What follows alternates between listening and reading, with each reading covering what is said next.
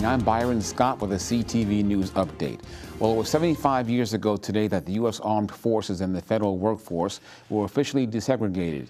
Under intense pressure from civil rights leaders, including A. Philip Randolph, President Harry Truman signed Executive Orders 9980 and 9981. Today at the Pentagon Center courtyard, the Department of Defense held a ceremony recognizing the importance of the actions President Harry Truman took on July 26, 1948. I'll tell you, since the beginning of this year, knowing that this historic day was going to come, I spent quite a bit of time reflecting on this executive order. I'd also like to note today is also the 75th anniversary of the Executive Order of 9980, prohibiting discrimination in federal employment. And this year also marks the 75 years since the signing of the Women's Armed Services Integration Act.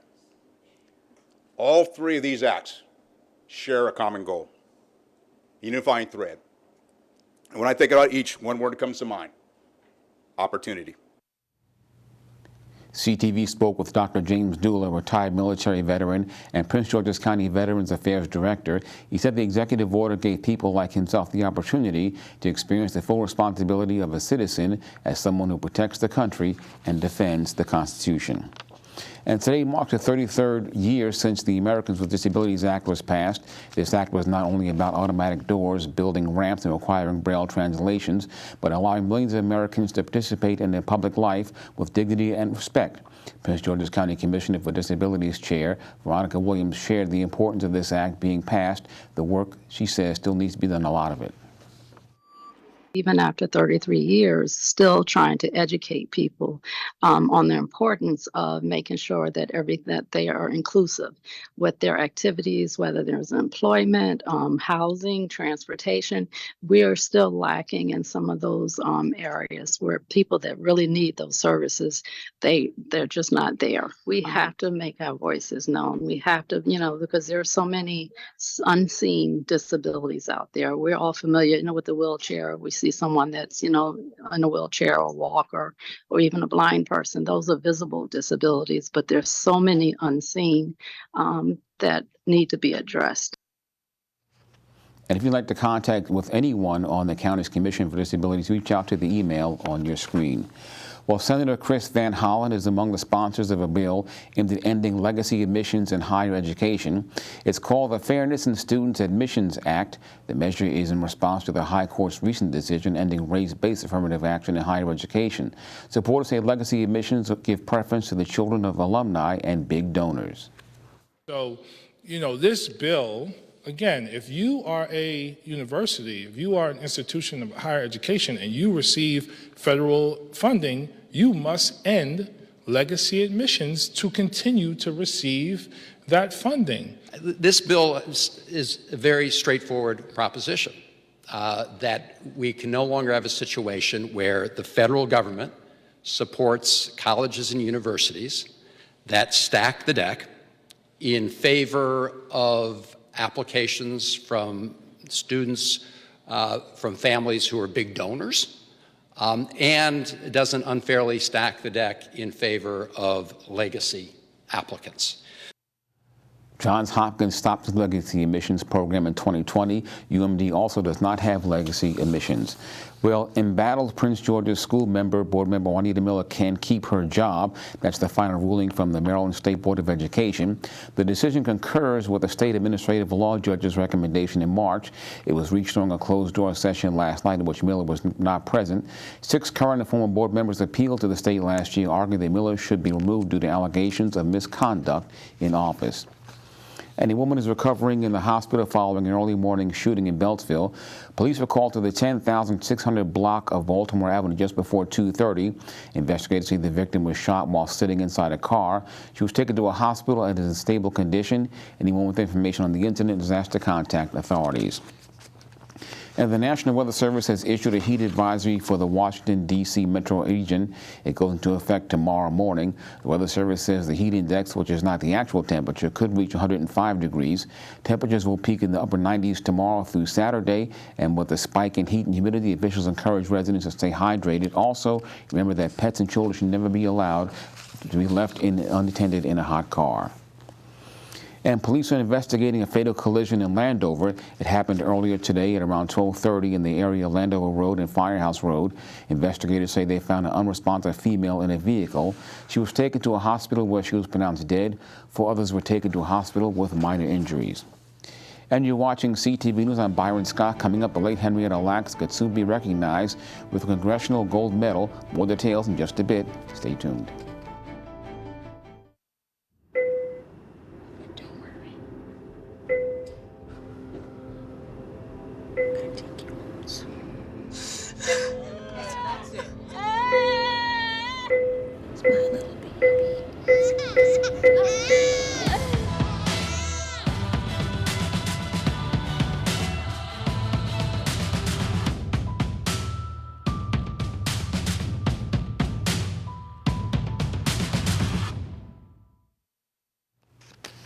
A group of hemp processors and retailers in Maryland is suing state regulators, saying they are being boxed out of the new recreational cannabis industry. The suit involves the businesses that sell CBD and Delta-9 products. The state's new law sets a cap on any product that contains even small amounts of THC, a cap that's significantly lower than what's allowed under federal law. The plaintiffs say they are suing because the provision threatens to put them out of business.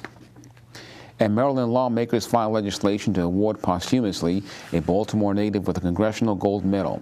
Henrietta Lacks is the black woman whose cancer cells have been used without her or her family's knowledge for decades in medical research. The findings paved the way for many medical breakthroughs and treatments. Senator Chris Van Hollen and Ben Cardin, along with Congressman Kwesi Mfume, are behind the effort. Lacks died in 1951 at age 31, but her cells that were harvested live on.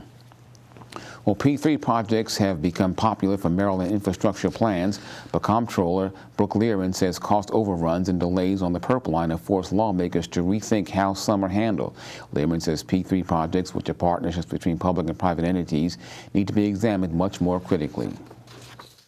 P3s have a place, certainly, and we've seen some very successful P3s happen around Maryland, but they're not these long-term transportation P3s. At the end of the day, the private partner can always walk away, right? They can always walk away, and all we are able to do is sue them for walking away, while Marylanders are left with cones in their yards and an unfinished project.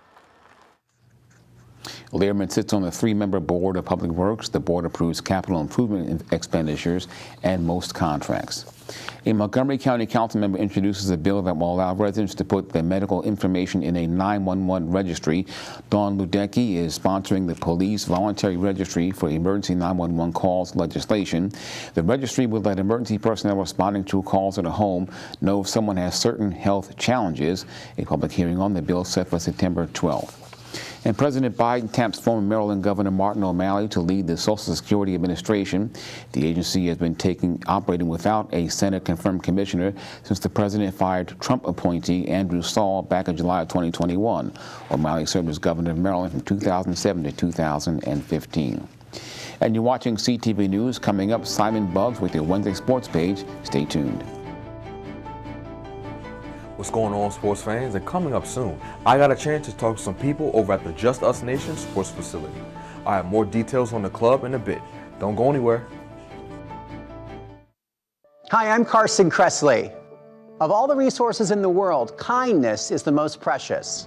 For more than 140 years, American Humane has been working to protect animals in disasters, on farms, on the silver screen, and in zoos and aquariums caring for the world's vanishing creatures. You can help too by making humane choices every day. Visit AmericanHumane.org for simple ways to build a more caring and compassionate world for all of us. Bowie and Seat Pleasant residents, listen up. Mosquito spraying will take place over the next 2 days. Due to public health concerns over potential mosquito-borne diseases in those areas, truck spraying will take place tonight within a three-quarter-mile radius of Cavanaugh Way and Kenley Place in Bowie. Another spraying happens again on Thursday after 7:30 p.m. along 70th Place in Seat Pleasant. Officials recommend avoiding outdoor activities during spraying.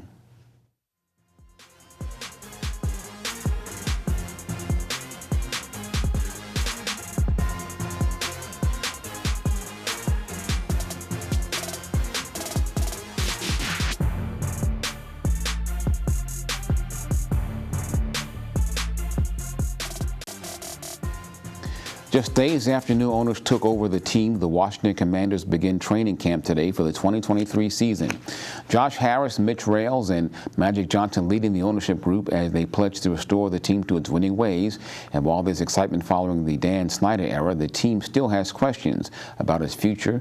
The biggest question concerns around projected starter second-year quarterback Sam Howell. It's a great opportunity for me with the position I'm in to really compete here and be the starter this year. It's a great opportunity for me to go out there and just show what I can do. And you know, I know if I go out there on the field and play the type of football that I think I can play, then everything will work out for itself. But you know, I'm really just taking it one day at a time. I'm trying to put some consistent ball on tape and just try to do everything I can to get better each and every day.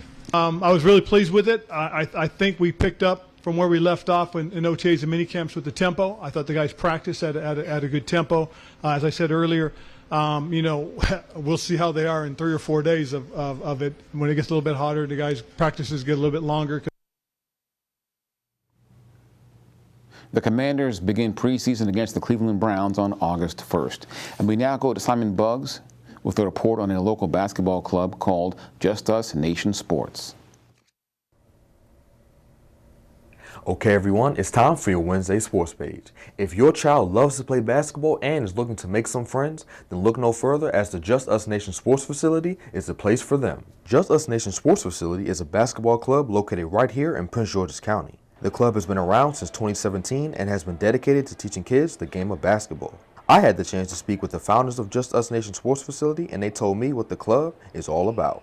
We train kids, for one, to learn how to play basketball, to have good skills in basketball, discipline, respect, and the fun of the game. The core values that I say is respect, integrity. What I try to do, I try to keep our organization tight-knit. So what that means is that we evaluate the players before we actually add them to our roster to make sure they're going to be a good fit for our organization.